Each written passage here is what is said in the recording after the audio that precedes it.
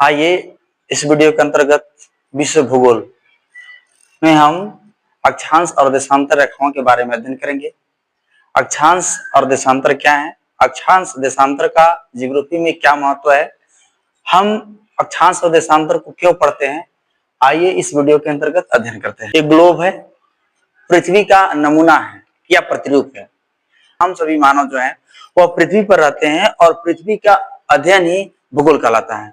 तो पृथ्वी का अध्ययन करने के लिए उसका प्रतिरूप या उसका नमूना या उसी के जैसा ठीक उसी का प्रतिरूप के रूप में हम ग्लोब का प्रयोग करते हैं।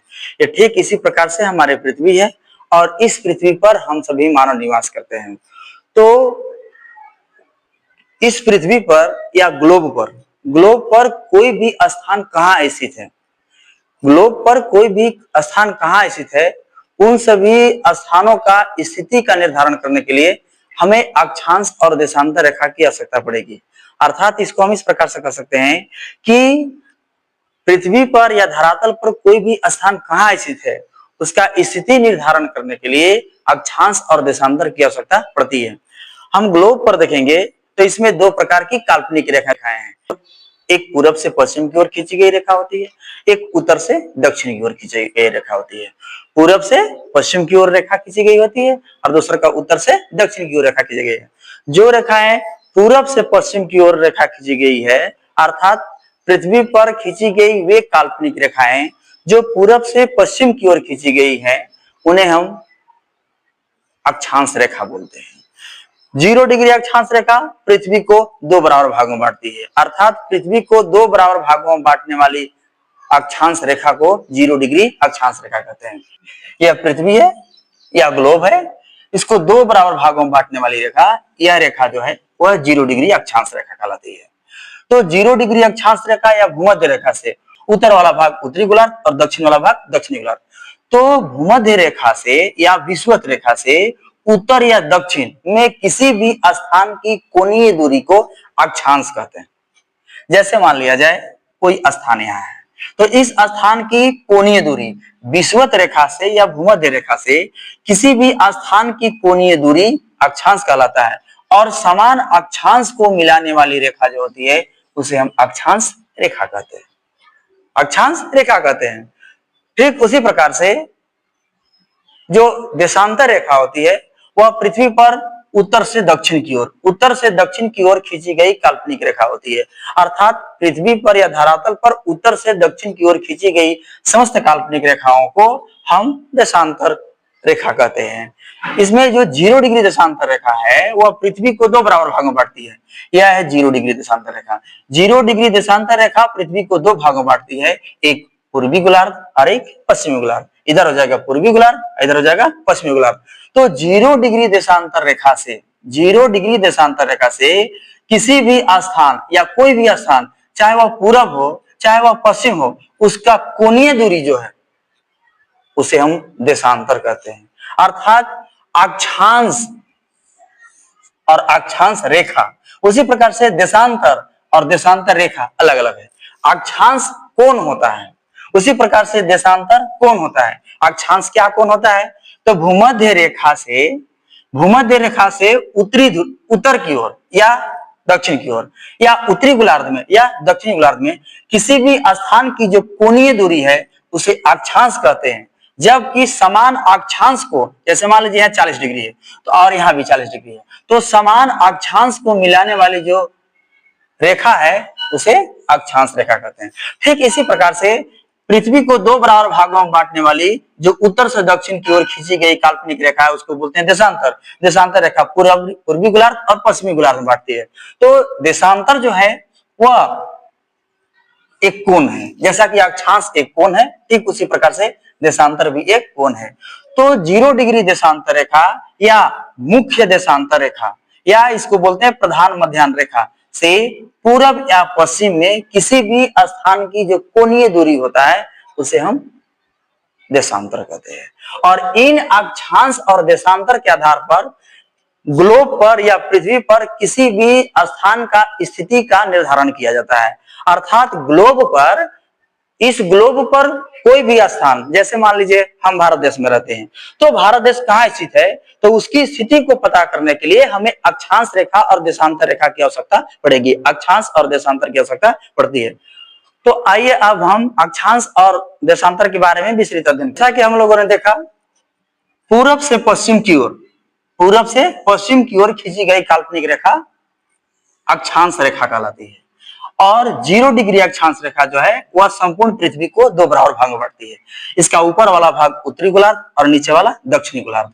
यहां से लेकर यहां तक ये 0 डिग्री अक्षांश रेखा, इसे भूमध्य रेखा भी बोलते हैं, क्योंकि संपूर्ण पृथ्वी या संपूर्ण धरातल के बीचों बीच है, इसलिए इसको भूमध्य रेखा भी कहते हैं। इसे 0 डिग्री अक्षांश रेखा कहते हैं, इसे विषुवत रेखा भी कहते हैं।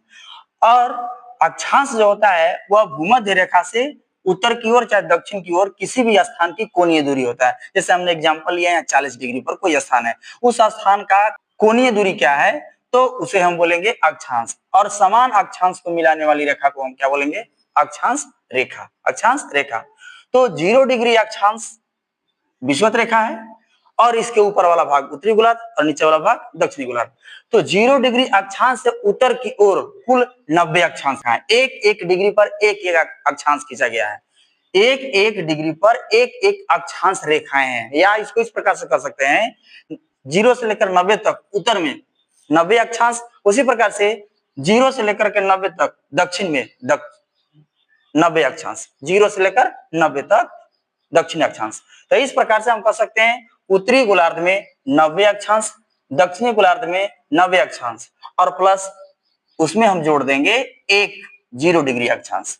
0 डिग्री अक्षांश कुल मिलाकर के 181। तो पृथ्वी पर कुल अक्षांश की संख्या 181 है। पृथ्वी पर कुल अक्षांश की संख्या 181 है, परंतु अक्षांश रेखाओं की संख्या, चूंकि 0 डिग्री से 90 डिग्री तक, 90 डिग्री जैसे ही जाते हैं वहां रेखा नहीं बनता बल्कि एक कोण है। इस तरह से हम कह सकते हैं कि 0 से लेकर के 89 तक, 0 से लेकर के 89 तक, 89, 0 डिग्री से 89 डिग्री तक 89 अक्षांश रेखा। उसी प्रकार 0 से लेकर के 89 डिग्री दक्षिण तक 89 अक्षांश रेखा। यानी उत्तरी गोलार्ध में 89 अक्षांश रेखा है, दक्षिणी गोलार्ध में 89 अक्षांश रेखा है, और एक अक्षांश रेखा हो गया 0 डिग्री। तो कुल मिलाकर के हो गया 179 अक्षांश रेखा। निष्कर्षतः हम कह सकते हैं कि संपूर्ण पृथ्वी पर कुल मिलाकर के अक्षांश की संख्या 181 है, जबकि अक्षांश रेखाओं की संख्या 179 है। कारण यह है कि 90 डिग्री ध्रुव है, एक बिंदु है, उत्तरी ध्रुव और यहाँ दक्षिणी ध्रुव, उत्तरी ध्रुव और दक्षिण ध्रुव। यह अक्षांश तो हो सकता है परंतु अक्षांश रेखा नहीं हो सकता है। इसीलिए अक्षांश की संख्या 181 और अक्षांश रेखाओं की संख्या 179। एक एक डिग्री पर एक एक अक्षांश रेखा खींचा गया है। 0 डिग्री अक्षांश रेखा को विषुवत रेखा कहते हैं। 23.5 डिग्री उत्तरी अक्षांश को कर्क रेखा कहते हैं। ठीक उसी प्रकार से 66.5 डिग्री उत्तरी अक्षांश को आर्कटिक रेखा, 66.5 डिग्री उत्तरी अक्षांश को आर्कटिक, 23.5 डिग्री उत्तरी अक्षांश को कर्क रेखा, 0 डिग्री अक्षांश को विषुवत रेखा, 23.5 डिग्री दक्षिणी अक्षांश को मकर रेखा, और 66.5 डिग्री दक्षिणी अक्षांश को अंटार्कटिक रेखा कहते हैं। 90 डिग्री अक्षांश को उत्तरी ध्रुव, 90 डिग्री उत्तरी अक्षांश को उत्तरी ध्रुव, और 90 डिग्री दक्षिणी अक्षांश को दक्षिणी ध्रुव कहते हैं। अक्षांश का काम है ग्लोब पर या पृथ्वी पर कौन सा स्थान कहां स्थित है, इन सब के बारे में बताना। सबसे बड़ी अक्षांश रेखा विषुवत रेखा। जैसे जैसे हम ध्रुव की ओर जाते हैं, जैसे जैसे ध्रुव की ओर जाते हैं, वैसे वैसे अक्षांश रेखा की लंबाई घटती जाती है। अक्षांश रेखा एक वृत्त है, अक्षांश रेखा जो है एक वृत्त का निर्माण करता है, और जैसे जैसे हम ध्रुव की ओर जाते हैं वो वृत्त की परिधि या वृत्त की लंबाई जो है धीरे धीरे कम हो जाती है। सभी अक्षांश वृत्त एक दूसरे के समांतर होते हैं, अर्थात हम इसको इस प्रकार से कहते हैं कि सभी अक्षांश रेखाएं, जैसे ये अक्षांश रेखाएं एक दूसरे के समांतर है या एक दूसरे को कहीं भी प्रतिच्छेद नहीं करता है। अर्थात यह ध्रुव से नहीं गुजरते। इसको इस प्रकार से कह सकते हैं कि अक्षांश रेखाएं ध्रुव से गुजरते नहीं है। जैसे जैसे ध्रुव की ओर जाएंगे वैसे वैसे इसकी लंबाई घटती जाती है। दो अक्षांश रेखाओं के बीच की दूरी 111 किलोमीटर होती है। दो अक्षांश रेखाओं के बीच की दूरी 111 किलोमीटर होती है। यह वृत्त बनाते हैं। किसी भी स्थान का स्थिति बताने के लिए अक्षांश का प्रयोग किया जाता है। ठीक उसी प्रकार से देशांतर रेखा है। 0 डिग्री देशांतर रेखा को प्रधान मध्याह्न रेखा कहे या जीएमटी या ग्रीनविच मीन टाइम रेखा कहते हैं। जीएमटी या ग्रीनविच मीन टाइम रेखा कहते हैं। इस रेखा के पूरब की ओर एक एक डिग्री पर एक एक देशांतर रेखा को खिंचा हुआ है। तो यहां से लेकर यहां तक 180 देशांतर रेखा, पूरब में यहां से लेकर यहां तक पूरब में 180 देशांतर रेखा। ठीक उसी प्रकार से पश्चिम में भी 180 देशांतर रेखा। 180 देशांतर रेखा और 180 कुल मिलाकर के धरातल पर 180 और 180 360 देशांतर रेखा खींचे गए हैं, जिसमें 180 डिग्री जो देशांतर रेखा है वह 180 डिग्री देशांतर रेखा एक ही देशांतर रेखा है, वो अलग अलग नहीं है। अर्थात 180 डिग्री पश्चिमी देशांतर रेखा और 180 डिग्री पूर्वी देशांतर रेखा कोई अलग अलग नहीं है, बल्कि एक ही देशांतर रेखा है। देशांतर रेखाओं की लंबाई आपस में बराबर होता है। अर्थात जितने भी देशांतर रेखाओं की लंबाई आपस में बराबर होता है। जैसे जैसे हम ध्रुव की ओर जाते हैं वैसे वैसे देशांतर रेखाओं के बीच की दूरी कम होते जाता है। विषुवत रेखा पर या भूमध्य रेखा पर देशांतर रेखाओं की जो बीच की दूरी है वह 111.32 किलोमीटर है। ये वृत्त नहीं बनाते हैं बल्कि अर्धवृत्त बनाते हैं। सभी देशांतर रेखाएं ध्रुव से गुजरते हैं। जहां पर अक्षांश रेखाएं ध्रुव से नहीं गुजर रहे थे वहीं पर सभी देशांतर रेखाएं ध्रुव से गुजरते हैं। 180 पूर्वी देशांतर रेखा और 180 पश्चिमी देशांतर रेखा। कुल देशांतर की संख्या देशांतर रेखाओं की संख्या 360। हमारी पृथ्वी जो है वह पश्चिम से पूरब की ओर घूमती है। हमारी पृथ्वी पश्चिम से पूरब की ओर घूमती है।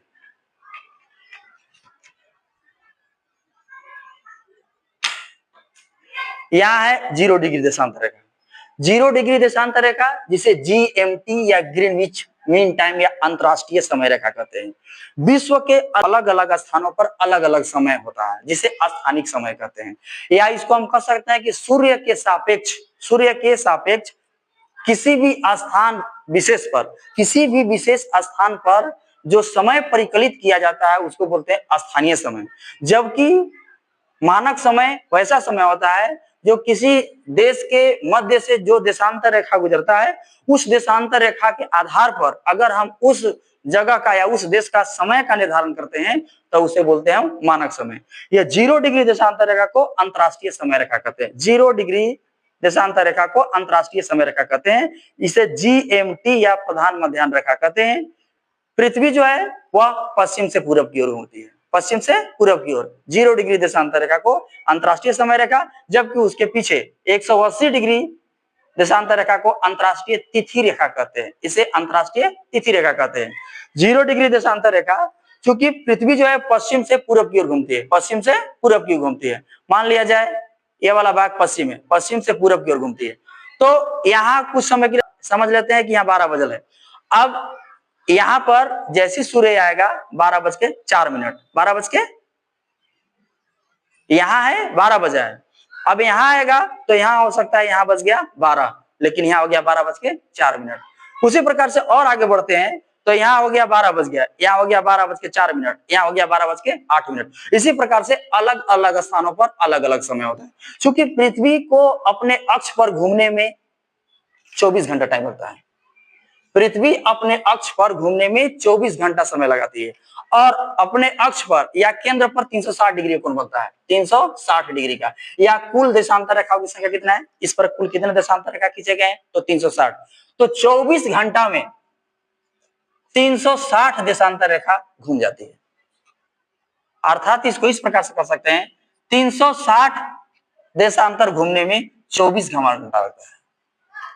तो एक देशांतर रेखा को घूमने में कितना टाइम लगेगा, 24 बटा में 360। जब इसको हल करेंगे तो निकलेगा 4 मिनट। एक देशांतर को पार करने में 4 मिनट टाइम लगता है। एक देशांतर रेखा को पार करने में 4 मिनट टाइम लगता है। चूंकि पृथ्वी पश्चिम से पूरब की ओर घूमती है, तो पश्चिम वाला पहले पश्चिम वाला भाग आएगा, इसके बाद पूरब वाला, अर्थात पूरब का समय आगे होगा और पश्चिम का समय पीछे होगा। 0 डिग्री देशांतर रेखा से जो भाग पूरब में है उसमें समय को प्लस करते हैं, और जो पश्चिम में है उसको समय में कुछ करते हैं माइनस। एक एग्जांपल, मान लीजिए 0 डिग्री देशांतर रेखा है, तो यहाँ पर तो यहाँ सूर्योदय हो गया, लेकिन यहाँ सूर्योदय अभी नहीं हुआ है। तो इस प्रकार से पृथ्वी घूमती है और 0 डिग्री देशांतर रेखा अंतरराष्ट्रीय समय रेखा है, और इसी के आधार पर अन्य जगहों के समय का निर्धारण किया जाता है। यह है 0 डिग्री देशांतर रेखा, जिसे अंतरराष्ट्रीय समय या GMT या ग्रीनविच मीन टाइम रेखा भी कहते हैं। यह रेखा जो है वह लंदन के ग्रीनविच से गुजरता है, लंदन के ग्रीनविच से गुजरता है। इस देशांतर के पूरब का समय आगे होगा और पश्चिम का समय पीछे होगा। पूरब का समय आगे होगा और पश्चिम का समय पीछे होगा 0 डिग्री देशांतर रेखा के आधार पर। तो किसी भी जगह का जो समय होता है वह देशांतर रेखाओं के आधार पर निकाला जा सकता है। जैसे मान लीजिए एक एग्जांपल कि 0 डिग्री देशांतर रेखा पर दोपहर के 12 बज रहा है, दोपहर के 12 बज रहा है। 0 डिग्री देशांतर रेखा पर दोपहर के 12 बज रहा है, तो 15 डिग्री देशांतर रेखा पर, 15 डिग्री पूर्वी देशांतर रेखा पर कितना बजेगा? 0 डिग्री देशांतर रेखा अर्थात GMT या लंदन में दोपहर के 12 बज रहा है, तो 15 डिग्री पूर्वी देशांतर रेखा पर कितना बजेगा? तो 0 डिग्री देशांतर से 15 डिग्री देशांतर रेखा तक कुल मिलाकर के 15 देशांतर रेखा। एक देशांतर रेखा को पार करने में 4 मिनट, तो 15 देशांतर रेखा को पार करने में 15 चौके 60 मिनट। 60 मिनट बराबर में 1 घंटा। यहाँ हो रहा है 12 और 1 घंटा का अंतर होगा। चूंकि यह भाग 15 डिग्री पूर्वी देशांतर अर्थात यह पूरब वाला भाग है, इसीलिए समय को प्लस कर रहे हैं। तो यहाँ पर समय को प्लस करेंगे। यहाँ पर 12 बज रहा है, तो 15 डिग्री देशांतर पर दोपहर के 1 बजेगा, दोपहर के 1 बजेगा। ठीक इसी प्रकार से अगर हम 15 डिग्री पश्चिमी देशांतर पर निकालते हैं, यहाँ 15 डिग्री पश्चिमी देशांतर है, इस देशांतर पर दोपहर के लंदन में या 0 डिग्री देशांतर में या 0 डिग्री देशांतर पर 12 बज रहा है, तो 15 डिग्री पश्चिमी देशांतर पर कितना बजेगा? तो चूंकि हम जानते हैं 0 डिग्री देशांतर रेखा और यहाँ 15 डिग्री पश्चिमी देशांतर रेखा के बीच में कुल 15 को देशांतर रेखा। एक देशांतर रेखा को पार करने में 4 मिनट, 15 देशांतर को पार करने में 15 चौके 60 मिनट, अर्थात यह पश्चिम की ओर है, इसलिए समय को माइनस करेंगे। क्या घंटा? 1 घंटा। यहाँ 12 बज रहा है, तो यहाँ कितना बजेगा? 11 बजेगा। कितना बजेगा? 11 बजेगा। यहाँ 11, यहाँ 1। इस प्रकार से अलग अलग क्षेत्रों में अलग अलग समय होता है, अलग अलग क्षेत्रों में अलग अलग समय देशांतर रेखाओं के आधार पर। या इसको इस प्रकार से हम कह सकते हैं कि सूर्य के सापेक्ष किसी भी विशेष स्थान का समय जो परिकलित करते हैं, तो उसे हम स्थानीय समय कहते हैं, उसे हम स्थानीय समय कहते हैं। परंतु किसी देश के मध्य से कोई देशांतर रेखा गुजरती है और उस देशांतर के आधार पर अगर हम उस देश का समय को परिकलित करते हैं, तो वह मानक समय होता है। जैसे भारत को हम देखते हैं, भारत का जो मानक देशांतर रेखाएं हैं वह 82.5 डिग्री पूर्वी देशांतर रेखा से लिया गया है। यानी 82.5 डिग्री पूर्वी देशांतर रेखा, 82.5 डिग्री पूर्वी देशांतर रेखा पर जितना बचेगा वही समय पूरे देश में, पूरे भारत देश में मान्य होगा। इसे हम मानक समय कहते हैं। लेकिन यहाँ पर अरुणाचल प्रदेश और गुजरात, अरुणाचल प्रदेश और गुजरात के बीच का समय 2 घंटा का अंतर है। यहाँ मान लीजिए 6 बज रहा है, तो यहाँ बज रहा है 4, यह उसका स्थानीय समय है। स्थानीय समय में 2 घंटा का अंतर है, स्थानीय समय में 2 घंटा का अंतर है, जबकि 82.5 डिग्री पूर्वी देशांतर रेखा भारत का मानक समय रेखा है, क्योंकि भारत जो है वह 0 डिग्री देशांतर रेखा के पूरब में है, 0 डिग्री देशांतर रेखा के पूरब में है। अतः भारत का समय ग्रीनविच अर्थात लंदन से आगे होगा, लंदन से आगे होगा। चलो इसको एक बार देखते हैं इसको कैसे निकालते हैं। क्योंकि यहाँ पर 0 डिग्री देशांतर रेखा है, यहाँ भारत का प्रधान मध्याह्न रेखा या मानक समय या मानक देशांतर रेखा 82.5 डिग्री है। एक देशांतर रेखा को पार करने में 4 मिनट। तो 82 देशांतर रेखा को पार करने में 4 दूना 8, 4 बटे 32, 328 मिनट, और आधा देशांतर रेखा को पार करने में 2 मिनट, अर्थात 330 मिनट। 330 मिनट बराबर में 5 घंटा 30 मिनट। इस प्रकार से हम कह सकते हैं कि भारत का जो समय है वह समय 0 डिग्री देशांतर रेखा से 5.5 घंटा आगे है, 5.5 घंटा आगे है। एक एग्जाम्पल स्वरूप समझ सकते हैं कि अगर मान लिया जाए कि भारत और इंग्लैंड के बीच टेस्ट मैच जो है वह सुबह के 7 बजे लंदन में प्रसारित हो रहा है, तो भारत में उसे हम कितना बजे देखेंगे? चूंकि यहाँ 7 बजे प्रसारित हो रहा है, तो भारत में 5.5 घंटा बाद, अर्थात 7-5 12, अर्थात 12:30 बजे से भारत में उसे देखेंगे। कुछ देश ऐसे हैं जिनका देशांतरीय विस्तार अधिक है, जिसके फलस्वरूप कई मानक समय होते हैं। एक एग्जाम्पल जैसे रूस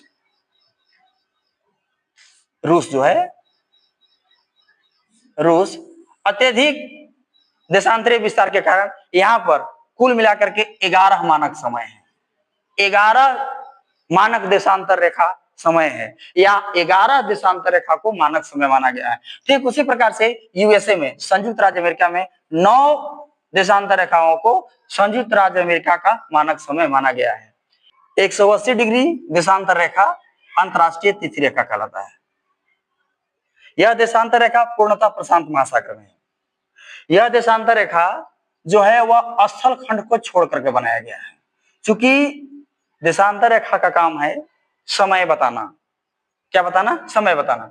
180 डिग्री देशांतर रेखा, एक एग्जाम्पल मान लिया जाए ये 0 डिग्री देशांतर रेखा है, 0 डिग्री देशांतर रेखा है। यहां से लेकर यहां तक 180 डिग्री पूर्वी देशांतर रेखा, और यहां से लेकर यहां तक 180 डिग्री पश्चिमी देशांतर रेखा।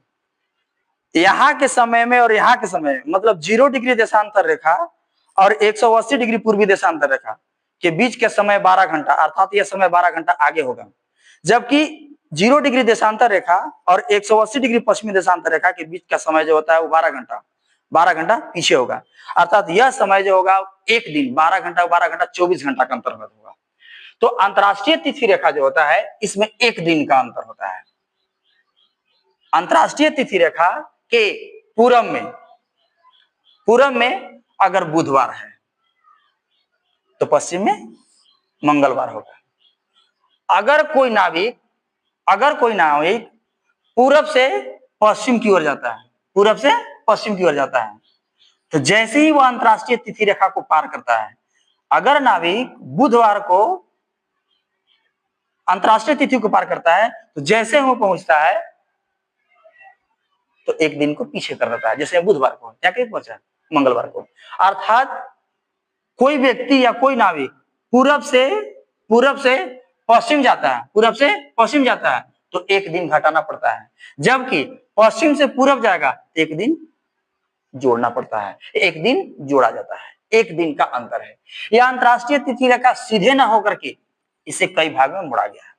कारण यह है कि अंतरराष्ट्रीय तिथि रेखा जो है वह स्थल खंड को छोड़ करके बनाया गया है। जैसे मान लिया जाए यह वाला भाग जो है संयुक्त राज्य या उत्तरी अमेरिका का अलास्का वाला पार्ट है, ये अलास्का है, और यह है साइबेरिया। अगर इस देशांतर रेखा को अगर सीधे खींच दिया जाए तो साइबेरिया में, यह साइबेरिया वाला पार्ट है, इस साइबेरिया वाला पार्ट या साइबेरिया वाला भाग जो है वहां 2 दिन होता है। यहाँ के लोगों के लिए बुधवार और यहाँ वाला के लिए मंगलवार होता है। तो स्थल खंड को छोड़कर इसको पूरब की ओर खिसका दिया गया। यह है बेरिंग जलडमरू ना, आर्कटिक महासागर और बेरिंग सागर को जोड़ता है, तो पूरब की ओर खिसक गया। फिर इसके बाद यहाँ पर कुछ द्वीप हैं, जैसे मान लीजिए यह है अलास्का द्वीप। तो अलास्का द्वीप के कुछ द्वीप समूह को एक ही समय दिखाने के लिए अंतरराष्ट्रीय तिथि रेखा जो है वह पश्चिम की ओर मुड़ गई है। फिर इसके बाद प्रशांत महासागर में ही अंतरराष्ट्रीय तिथि रेखा जो है वह न्यूजीलैंड के कुछ द्वीपों को बचाने के लिए, एक ही समय दिखाने के लिए यह देशांतर रेखा पूरब की ओर इधर पूरब की ओर मुड़ गई है। इस प्रकार से अंतरराष्ट्रीय तिथि रेखा जो है वह एक सीधे रेखा ना खींच करके 3 भागों में मुड़ गई है। क्यों? स्थल खंडों को छोड़ करके खींचा गया है, ताकि एक दिन का जो समय का अंतर हो रहा है वह समय के अंतर में किसी प्रकार का कोई गड़बड़ी न हो। तो इस